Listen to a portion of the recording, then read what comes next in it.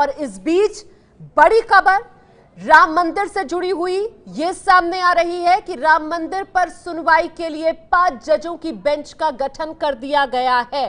5 जजों की बेंच जो राम मंदिर पर सुनवाई करेगी।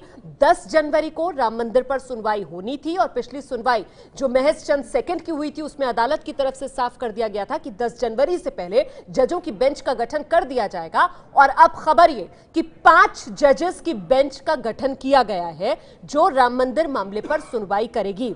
अयोध्या केस के लिए बेंच बन गई है, 5 जजों की बेंच बनाई गई है। राम मंदिर पर 5 जजों की बेंच बनी।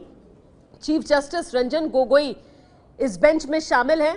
उन्हीं की अगुवाई में ये 5 जजों की बेंच जो राम मंदिर के मामले पर सुनवाई करेगी। राम मंदिर पर 5 जजों की बेंच बनी है। चीफ जस्टिस रंजन गोगोई इस बेंच की अध्यक्षता करेंगे। तो अयोध्या केस से जुड़ी ये बड़ी खबर, अगली सुनवाई इस मामले में 10 जनवरी को होनी है और उससे पहले 5 जजों की बेंच। सीधे रुक करते हैं, निपुण सहगल इस वक्त हमारे साथ मौजूद है। निपुण, 5 जजों की बेंच, अध्यक्षता रंजन गोगोई, कौन कौन और जज इस पे शामिल? देखिए, चीफ जस्टिस रंजन गोगोई के अलावा इस बेंच में जस्टिस एस ए बोबड़े हैं, जस्टिस एन बी रमन्ना हैं, जस्टिस यू ललित हैं और जस्टिस डी वाई चंद्रचूड़ हैं। खास बात यह है कि ये पांचों जज एक तो चीफ जस्टिस हैं और इनके बाद जो 4 जज हैं ये चारों भी भविष्य में चीफ जस्टिस बनने वाले हैं। यानी सब सारे सीनियर जज भी हैं इसमें एक तरह से। और 5 जजों की बेंच के पास भेजे जाने का औचित्य क्या है ये उसी दिन समझ में आएगा जिस दिन मामला सुनवाई पर आएगा, क्योंकि 5 जजों की बेंच को भेजे जाने की मांग जरूर थी, लेकिन पहले इसको ठुकराया जा चुका है ये कहकर कि एक भूमि विवाद है और 3 जजों की बेंच ने हाईकोर्ट में सुना है। यहाँ भी सुप्रीम कोर्ट में भी 3 जजों की बेंच सुनेगी, बल्कि एक स्पेसिफिक ऑर्डर भी था। ऐसे में अप्रोप्रिएट बेंच का जब आदेश 7 जनवरी को दिया गया था कोर्ट की तरफ से, पिछले हफ्ते दिया गया था कोर्ट की तरफ से, तब यही माना जा रहा था कि मामला जो है 3 जजों की बेंच को जाएगा जैसा कि पहले चल रहा था। लेकिन ये 5 जजों की बेंच बनाई गई है, इसका औचित्य क्या है, कोर्ट क्या चाहती है, किस तरह से मामले को देखना चाहती है, अब ये 10 जनवरी को जब कोर्ट बैठेगी तभी पता चलेगा। क्योंकि नहीं तो फिलहाल जानकार क्या बता रहे हैं, फिलहाल जानकार क्या कह रहे हैं? क्योंकि देखिए 5 जजों की जिस तरीके से बेंच का गठन किया गया है उसे लेकर जानकार क्या कह रहे हैं कि ऐसा क्यों किया गया? देखिए, जानकारों से भी बहुत ज्यादा बात नहीं हो पाई है। कुछ लोगों से बात जरूर हुई तो उन्होंने भी हैरानी जताई, क्योंकि इस तरह का कोई आदेश पहले नहीं था। जरूर मांग की गई थी एक पक्ष की तरफ से कि इसको भेजा जाना चाहिए 5 जजों के बेंच में या उससे ज्यादा बड़ी बेंच के पास, लेकिन इसको किस तरह से ऐसे लगाया गया है और कोर्ट क्या चाहती है ये अब 10 जनवरी को ही इसका खुलासा हो पाएगा। नहीं तो 5 जजों की बेंच का गठन करना, इसका मतलब क्या है?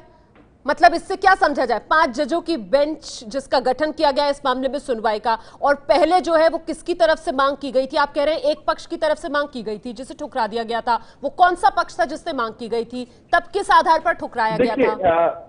देखिए, जब ये मामला इस्लाम में मस्जिद की अनिवार्यता वाला मामला जब चल रहा था, तब जिसको बाद में सुप्रीम कोर्ट ने सुनवाई के लायक नहीं माना था कि नहीं, इस पर विचार करने की जरूरत नहीं है, तब ये कहा गया था कि इस्माइल फारूकी मामले में 1994 में सुप्रीम कोर्ट की 5 जजों की बेंच ने ये होल्ड किया था कि इस्लाम में मस्जिद में नमाज पढ़ना अनिवार्य नहीं है, नमाज कहीं भी पढ़ी जा सकती है। क्योंकि ऐसा फैसला है, इसलिए अयोध्या का पूरा विवाद जो है 5 या 5 से ज्यादा जजों के पास भेज दिया जाए। सुप्रीम कोर्ट ने उस पहलू पर सुनवाई से मना किया और कहा कि इसको भूमि विवाद की तरह देखा जाएगा। ऐसे में 3 जजों के पास ही लगना चाहिए था। लेकिन अब चूंकि 5 दर्शकों को मैं ये जरूर बताना चाहूंगा कि 5 जजों की मौजूदगी का मतलब होता है कि इसका संविधान पीठ का दर्जा हो जाता है इस तरह की बड़ी बेंच का। तो हो सकता है कि कोर्ट इस पूरे मामले को सुनने के दौरान कुछ संवैधानिक पहलुओं को देख रही है जिसका भी निपटारा वो शायद करना चाहती है या उसको सुनना चाहती है। तो जब 10 जनवरी को जब कोर्ट बैठेगी तब और स्पष्टता हो पाएगी कि जब ऐसा कोई आदेश पहले नहीं था तो 3 जजों की बजाय 5 जजों की बेंच का गठन क्यों किया गया है। अच्छा निपुण, क्या ये कुछ पता चल पाएगा कि संविधान पीठ का दर्जा जिस तरीके से आप कह रहे हैं, क्योंकि 5 जस्टिस बैठेंगे इस बेंच के अंदर, तो क्या जब संविधान पीठ किसी मामले की सुनवाई करती है तो उसमें क्या और ज्यादा वक्त लगता है? कुछ ऐसी जानकारी?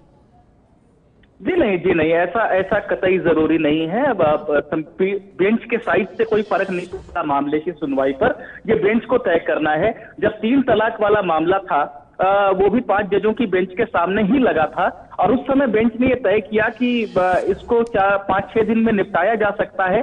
तो कुल 5 वर्किंग डे लगे थे और 8 दिन तक वक्त लगा था, लेकिन उसमें से 5 कार्य दिवस थे जिसमें की सुनवाई हुई और उस मामले को निपटाया गया। तो वो मामला किस तरह से सुना जाएगा, कितना समय हर पक्ष को दिया जाएगा, ये सब बेंच के ऊपर निर्भर करता है। जजों की संख्या कितनी है उससे कोई सुनवाई में विलंब होगा, ऐसी कोई बात नहीं होती। बिल्कुल। तो अब सबसे बड़ा सवाल यही बनता है ना कि अब तक जो अदालत का रुख रहा है अयोध्या में जमीन विवाद को लेकर, अदालत बार बार इस बात को दोहराती रही कि देखिए हमारी नजर में, कानून की नजर में, अदालत की नजर में ये जमीन विवाद है, ये एक टाइटल सूट है। लेकिन अब संवैधानिक बेंच का गठन हो जाना इस मामले में सुनवाई के लिए, इसी वजह से सवाल बड़ा हो जाता है निपुण। जी बिल्कुल बिल्कुल। और ये इससे एक तो चीज समझी जा सकती है कि कोर्ट इसको काफी अहमियत दे रहा है मामले को, लेकिन 5 जजों का बेंच बिठाने के पीछे मंशा क्या है? क्योंकि अगर ये भूमि विवाद की तरह ही देखा जाना है तो फिर 3 जजों ने सुना था हाईकोर्ट में मामले को और कोई जरूरत नहीं थी कि इसमें 5 जजों की बेंच बनाई जाए। लेकिन ऐसा लगता है कि कोर्ट ने जो तथ्यों को देखा है और जो रिकॉर्ड को परखा है और अब तक जो सुनवाई हुई है उसे देखा है, तो कुछ सवाल हैं जो कि जजों की नजर में है और संवैधानिक प्रश्न उठते हैं।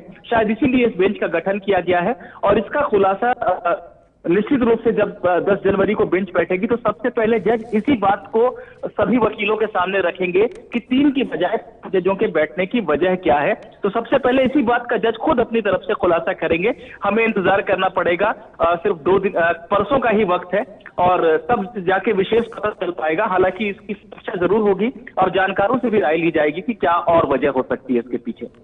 ये है एबीपी न्यूज, आपको रखे आगे।